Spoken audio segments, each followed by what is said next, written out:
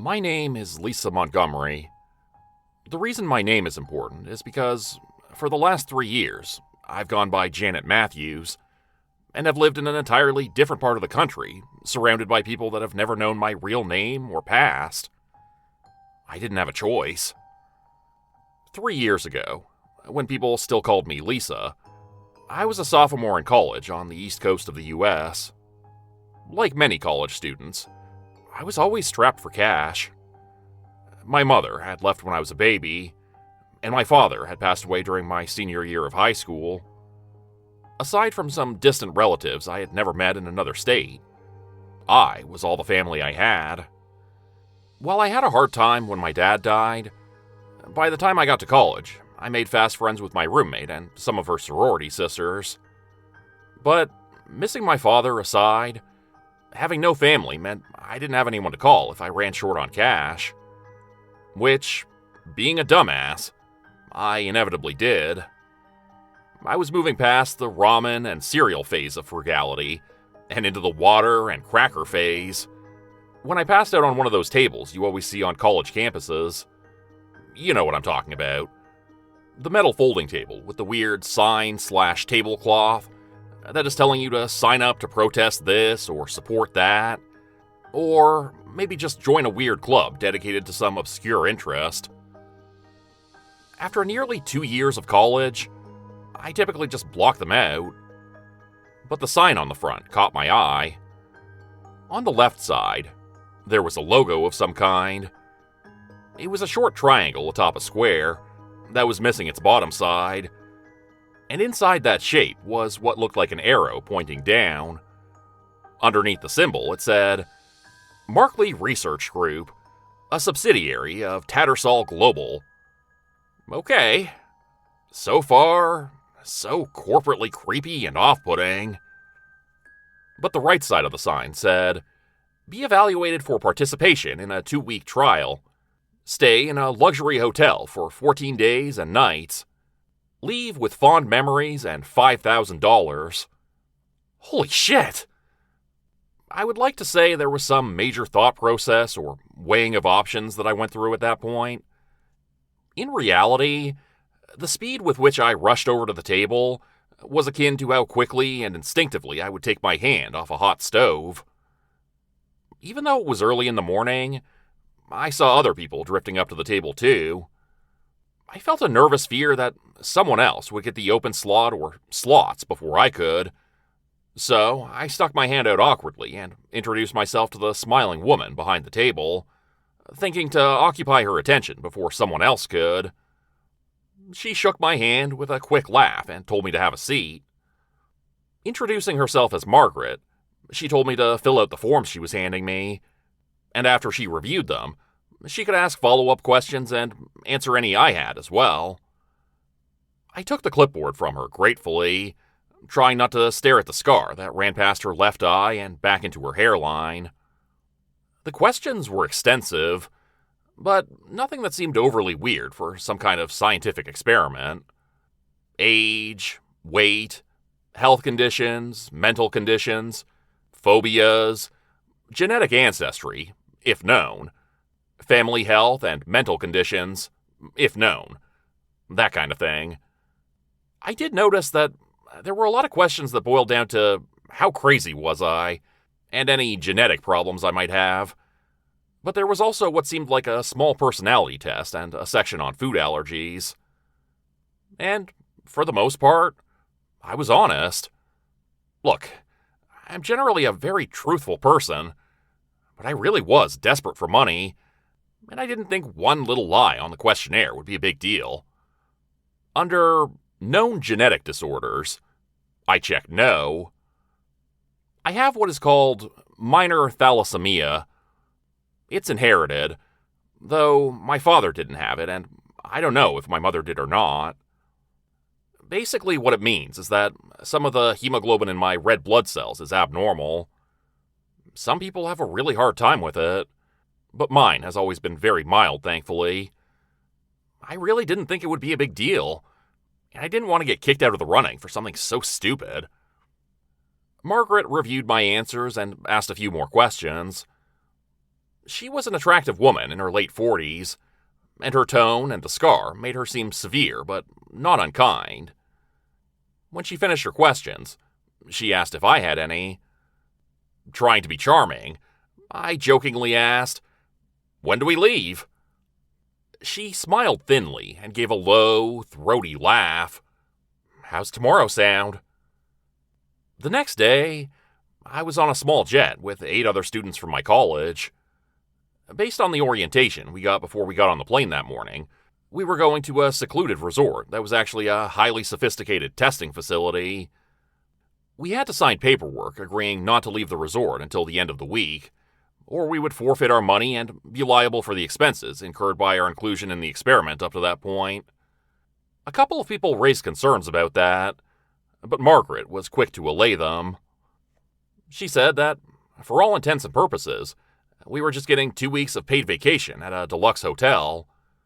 The main differences were that we would be under surveillance at all times, and that there would be a low-level infectious disease introduced at points around the hotel during the week. This, of course, raised more questions. Margaret smiled and nodded as she listened, and she responded with the smooth and placid tones of a polished politician. She understood the worry, but that was the entire point of the experiment. They were using a very mild form of the cold virus, and just needed to track its spread through the hotel over the course of the 2 weeks. Very slight symptoms. That would be a runny nose and a slight cough at most. They would start introducing the virus after the first 24 hours, and they would stop introducing it after the first week, so that, by the time everyone left, they should be fit as a fiddle and $5,000 richer. This calmed people down some, but you could still feel a palpable tension that hadn't been there before. Margaret went on to say that this experiment could give her organization vital information to help see the effects of a terrorist biological attack on a populated area, and how such an attack could be combated. That, by participating, we would not only be helping ourselves and their research, but helping our country as a whole. They never specifically said they were working for the government, but you could tell they wanted us to have that impression. Anything to make it look and sound official and safe. In the end, the sales pitch worked, and we all got on the plane. 3 days later, the killing started. The first couple of days were weird but fun. The hotel really was great, and while I got a strange feeling when I first saw the 20-foot security fence that surrounded the edge of the grounds, you kind of got used to it after the first day or so. The thought occurred to me more than once that I had no idea where I was, which meant no one else did either. There were trees all around, and I know we were in the plane for several hours, but beyond that, I had no clue. Still, I told myself, there was too much going on here for it not to be legitimate. We get into the mindset that if someone is open about something, it is likely safe. That if something is backed by a lot of money and planning, it is going to stay within certain guidelines. Because they have too much to lose, right? If you're in a strange city, you go to the franchise restaurant or store that you know. Even if it's not somewhere you like to shop, there's a comfort in knowing they have established products from giant corporations and uniform ways of treating their customers. If you go to the hospital for surgery, there's that part of you that eases your worry by the idea that if they messed up somehow, you could always sue them because they have so much money. But the real point of that thought isn't the money.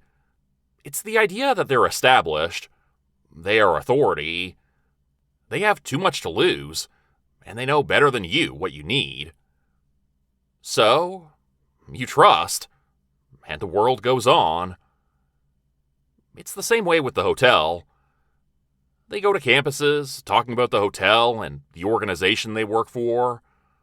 They have the resources for jets and staff and this wonderful hotel that would probably cost $1,000 a night in many parts of the world. So, they have to be on the up and up, right? But what if they're crazy? Or what if they have enough money and power that they just don't give a fuck? These are the questions I started asking myself when Sam, a freshman who wanted to become a political science major, started laughing uncontrollably at the poolside restaurant, slamming his head repeatedly into the bar where he was having lunch. I had heard him laughing for a couple of minutes, but I tried to ignore it. I was reading a book while I ate a delicious club sandwich and drank a mimosa, just enjoying the sun and the relative tranquility, only slightly broken by his increasingly loud titters. There were a total of 30 guests at the hotel, and over the last 2 days, we had mingled enough that I knew they had recruited from 3 other schools like ours. I had hung out with larger groups both evenings, but during the days I planned on just sticking to myself a lot of the time. Even with spring break taking care of the second week, I was missing a week of classes for this trip, and I wanted to make the most of my break from real life. That didn't include getting caught up in reality show friendship drama with people I didn't know, and would never see again in a couple of weeks. Still, Sam was one of the people I had actually talked to a bit. He was from Arizona, and seemed like a very nice, normal guy. So, it was weird when he started laughing like that, but I just tried to tune it out. Then, I heard the first loud thump, and somebody started screaming. When I turned and looked, I could only see part of his face from my angle, but it was already a bloody ruin. He was leaving teeth embedded in the wooden bar with each hammerfall of his head, and his laughter had become a wet caw that sounded more like raw hamburger meat being thrown against a sidewalk again and again. After a few more seconds, the bartender and one of the other guests tried to stop him, but it was too late. He was already dead. The next few hours were a blur of fear, anger, and panic as word spread and we tried to find someone to talk to. There were a handful of hotel staff present, but we quickly found out they were recruited just like we were, except their recruitment had been done more selectively from a variety of resorts and cruise ships around the world. The bartender that had tried to stop Sam from beating his own brains out was named Jeff, and he was clearly just as shit-scared as the rest of us. Administrative offices, security offices, outbuildings, all were empty beyond the normal staff. No phone calls outside the resort and no internet.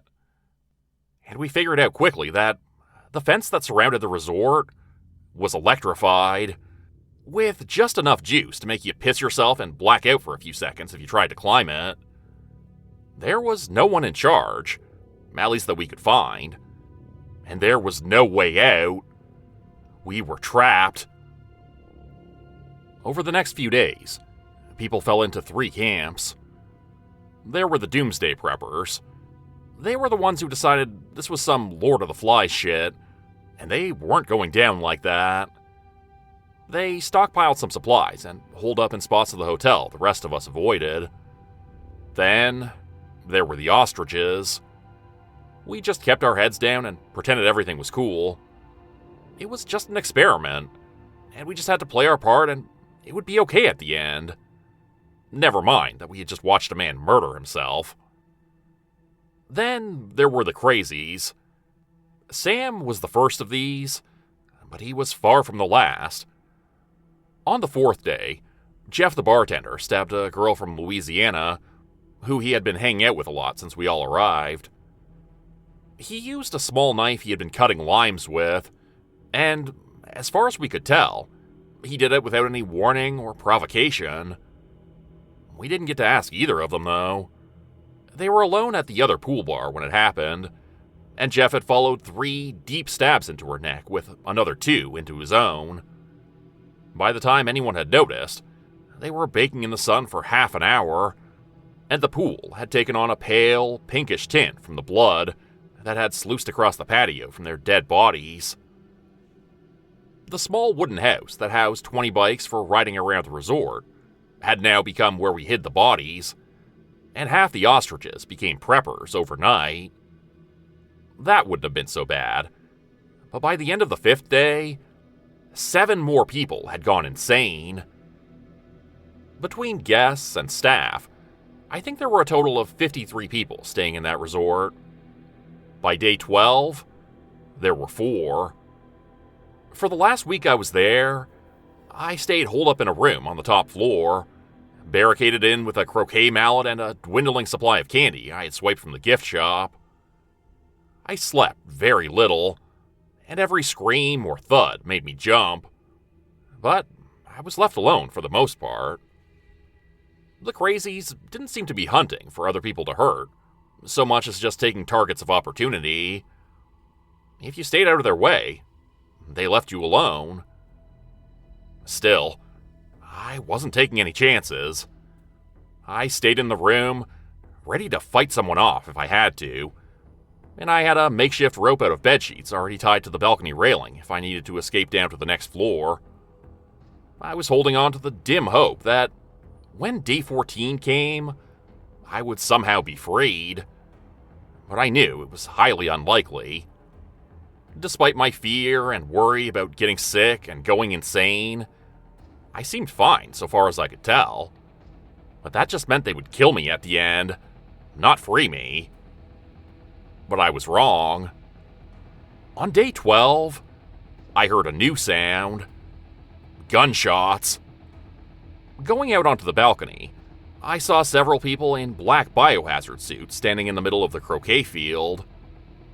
2 of my fellow guests already lay dead on the ground, and as I watched, they put a bullet in the head of the last, as she charged them with what looked like the 2-pronged fork from the roast beef station in the dining room. Then, they looked up at me. The one who had taken the final shot had an electric bullhorn in the other hand. She raised it to her mouth and called for me to come down, that it was over and I wouldn't be harmed. I couldn't be sure between the suit's microphone and the bullhorn, but it sounded like Margaret.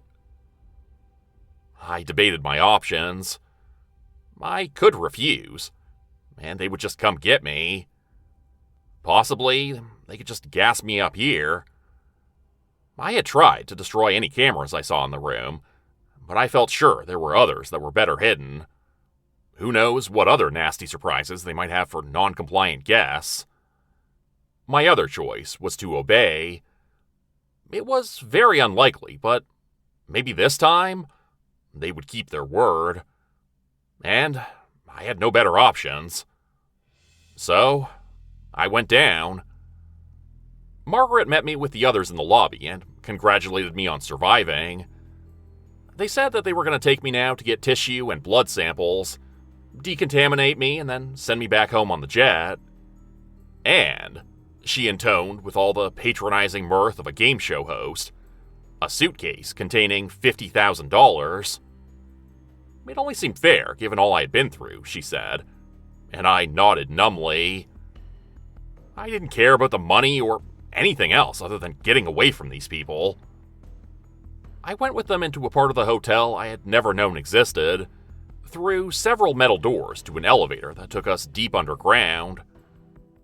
I was poked and prodded, given an extremely thorough scrubbing and chemical bath, and then Margaret was back before me, a clipboard in hand. This is an NDA, a non-disclosure agreement. By signing it, you agree to never discuss any aspect of your time here. Standard legal stuff. And I think we both know you're smarter than to talk to anyone about this anyhow, right? She gave me a thin smile and I quickly nodded, my stomach in knots as I signed and initialed next to the little yellow tabs at various spots through the thick document. Good girl. Off you go. I was dropped off outside my dorm building, and I didn't even bother going inside. There was nothing in there I couldn't replace, and I dreaded running into my roommate or someone else that might ask me questions I would have to avoid or lie about. Better to just make a clean break of it. I had already decided on the flight back what I needed to do. I ran to the parking lot, pulling the suitcase full of money behind me. It was the only suitcase I had left. Margaret had said that the rest of my belongings had to be left behind and burned, including my suitcase. But they had furnished me with clean clothes and shoes in my size before having me sign the stupid NDA. Tossing the suitcase in the trunk, I headed for the bank. I deposited $45,000 into my bank account and kept the other $5,000 in case I needed cash, which I would. I threw away their suitcase and drove to the airport, where I said goodbye to my car in long-term parking and got on a plane to Cincinnati. I paid cash for an extended stay room there and a rental car, and over 4 weeks, I used one of the local branches of my bank to take out various amounts of cash until I had the money back. Then, I bought a cheap car for cash and drove southwest. From the time I made my last cash withdrawal from the bank, I never went by Lisa Montgomery again, except for when I filled out paperwork to legally change my name in Nevada. I answered only to Janet Matthews, and those first few months were terrible. I was super paranoid, always looking over my shoulder and waiting for a van to pull up and snatch me, or to wake up to someone standing over my bed. But that faded some with time, and over the next 3 years, I built a new life. I have a good job, a boyfriend who loves me, and I'm looking at buying a house in a few months. A lot of times, I eat lunch in a park near my office. This past Friday, I was walking to my favorite spot, a bench frequented by curious squirrels and hungry geese from the nearby pond. That's when I saw the table. It was set up along one of the main paths in the park, but near a curve thick with shrubbery from the direction I was coming. When I rounded the corner, I was only 30 feet from it, and I felt my body wanting to freeze like a deer scenting a hunter. I forced myself to keep moving, trying to look normal and avoid eye contact. It was probably just some random cause or sales pitch, but I wanted no part of it either way. "Hi there, Lisa." It was Margaret's voice. And now I did freeze. I cut my eyes towards the table and saw the woman smiling at me. "Good to see you. Hope we see you again soon." I'm sitting here writing this, less to try to save myself, and more as a cautionary tale for others. I don't have it in me to run anymore. Not that it would do any good. I'm going to post this and then talk to my boyfriend Nick about it. Tell him that I love him, but that he may not want to be around me anymore. They could leave me alone forever or come get me tonight. I just don't know. In some ways, that's the worst part. Whatever immunity I had to their murder virus, they infected me just the same. I could see it every time I look in the mirror. I can feel it whenever my heart stops at a sudden noise. They've infected me with this fear and dread, and I don't know how much longer I can take it. So, I'll end with this. Don't take your life and your safety for granted. Don't trust people just because it's convenient to do so. And if you get an offer to stay at some luxury hotel for a couple weeks as part of some mysterious experiment, don't just say no. You fucking run.